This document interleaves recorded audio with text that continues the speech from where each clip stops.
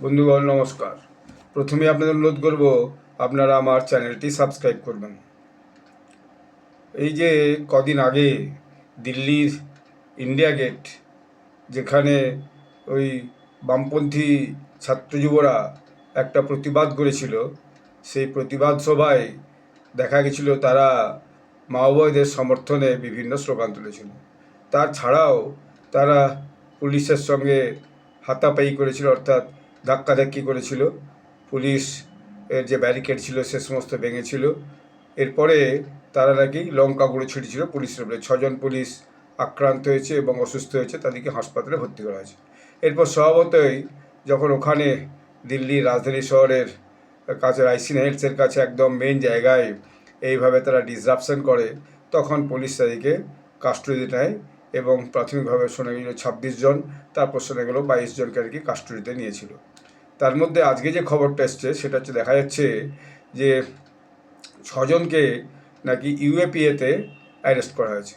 এখন ব্যাপারটা হচ্ছে যে এই বামপন্থীদের যে কর্মকাণ্ড কাজকর্ম, তাতে কিন্তু একটা ভয়ানক রকম অরাজক অবস্থায় দেখা যায়। দেখুন, এই বিষয়টাকে নিয়ে আজকে দেখলাম এত ভিডিও হয়েছে, সব চ্যানেল থেকে শুরু করে আর ইউটিউব মিডিয়া থেকে শুরু করে, এখন ন্যাশনালিস্টদেরও প্রচুর ইউটিউব মিডিয়া হয়ে গেছে। শুধুমাত্র বেশ কিছু স্বঘোষিত যে লেফটিস্ট ইউটিউব জার্নালিস্ট আছে তারা বাদ দিলে বেশিরভাগ ইউটিউব মিডিয়াতেও এই ঘটনাটাকে নিয়ে ব্যাপকভাবে কিন্তু প্রচার হয়েছে। মানে যাকে বলে প্রচারের বাড় এসে গেছে, বন্যা এসে গেছে। এমনকি যে রাম মন্দিরের যে ধ্বজারোহণ হলো, প্রধানমন্ত্রী যে ধ্বজারোহণ করলেন, সেই ঘটনাটা যত না মিডিয়া প্রচার করেছে সেই দিনের মতোই যা হওয়ার হয়ে গেছে, কিন্তু এই ঘটনাটা নিয়ে প্রচার আজকে 3-4 দিন চলছে।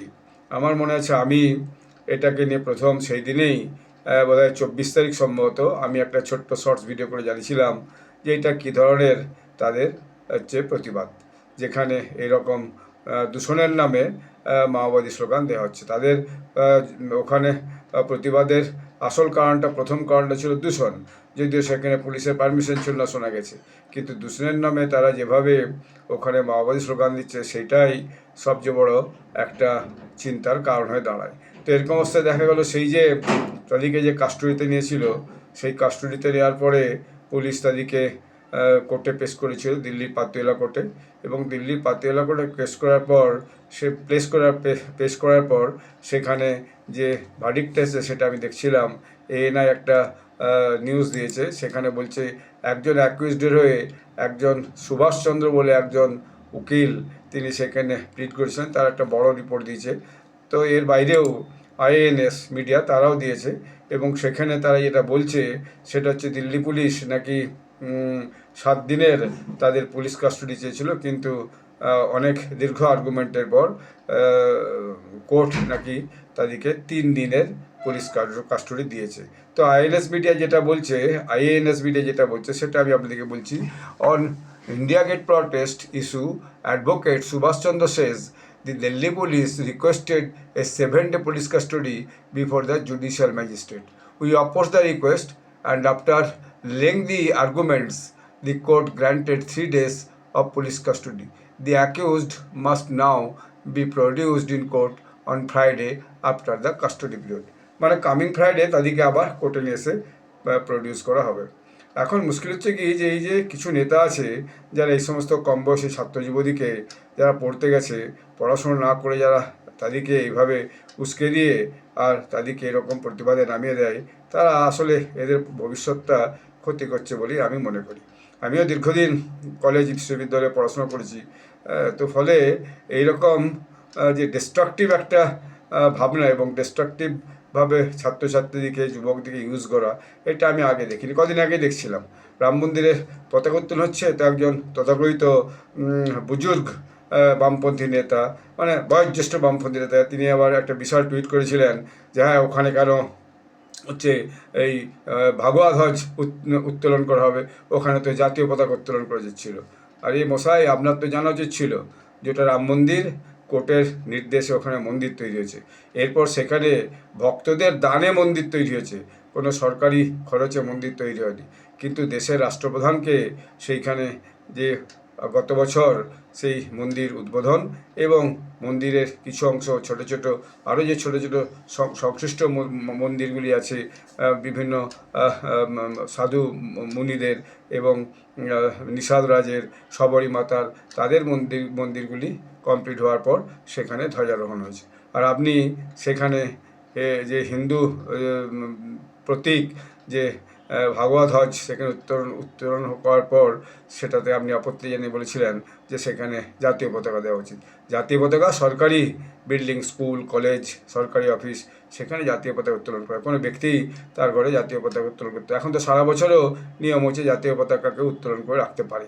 তো যাই হোক, সেটা ভিন্ন বিষয়, কিন্তু বিষয়টা হচ্ছে যে এইভাবে ছাত্র যুবতীকে মানে লাগিয়ে দিয়ে এইভাবে তাদেরকে পাঠিয়ে দেওয়া, দূষণের নামে যে মাওবাদীদের সমর্থন করা, এখন এই ছাত্র যুবতীকে সরকার যখন অ্যারেস্ট করেছে এবং তাদের কার মাওবাদীর লিঙ্ক আছে সেইটা খুঁজে বের করার চেষ্টা করছে পুলিশ, তাদের বিভিন্ন ভিডিও, সেইটা তাদের ইনস্টাগ্রাম পোস্ট, তাদের ফেসবুক পোস্ট, সোশ্যাল মিডিয়া যে সমস্ত পোস্ট, সেই সমস্ত পোস্ট এখন খুঁজে পেতে বার করে সেটা কোর্টের কাছে কিছু রেখেছে এবং আগামী দিনে আরও কোর্টের কাছে রাখবে। এবং পুলিশের বক্তব্য যে এদের এই মানসিকতা এলো কারণ এদের নিশ্চয়ই কোনো জায়গায় মাওবাদীদের সঙ্গে যুক্ত আছে। সরকার যেখানে মাওবাদীকে হচ্ছে যে দেশ থেকে নির্মূল করার চেষ্টা করছে, মার্চ মাসের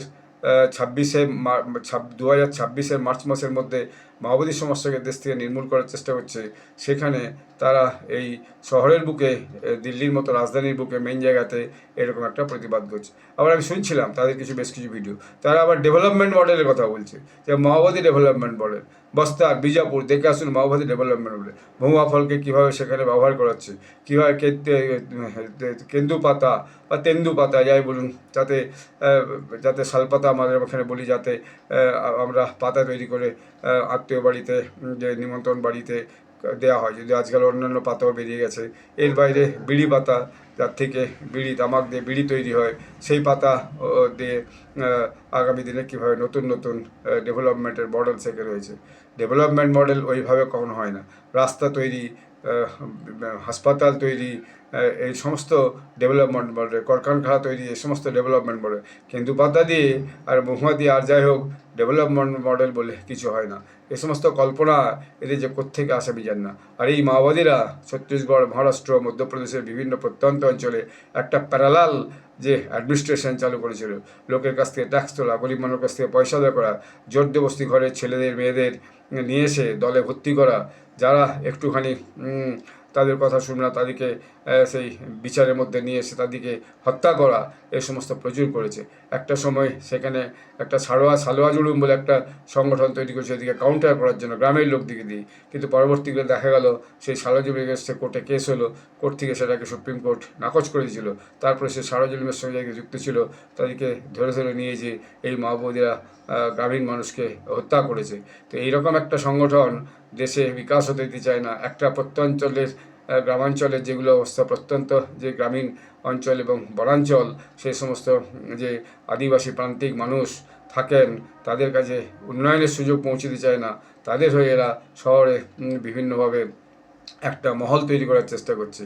তো সরকার যে পদক্ষেপটা নিয়েছে, এরপরে এদের এগেন্সে যদি খুব কড়া ব্যবস্থা নেওয়া হয় তাহলে তাদের ভবিষ্যৎ কিন্তু খুবই মুশকিলে পড়বে।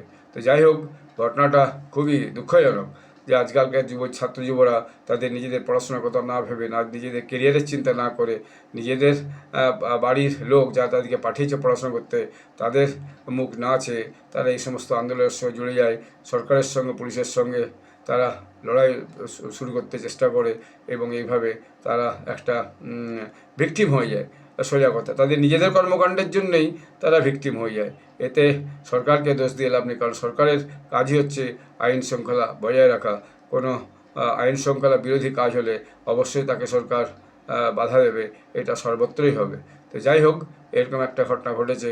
তো আপনাদের কাছে এটি আমি বক্তব্যটি রাখার জন্য ভিডিওটি করলাম। আগামী দিনে আবার নতুন কিছু ডেভেলপমেন্ট হলে আপডেটটা আপনাদেরকে জানাবো। আপনারা কমেন্ট করে জানাবেন আপনাদের মতামত। সবাই ভালো থাকবেন, ধন্যবাদ।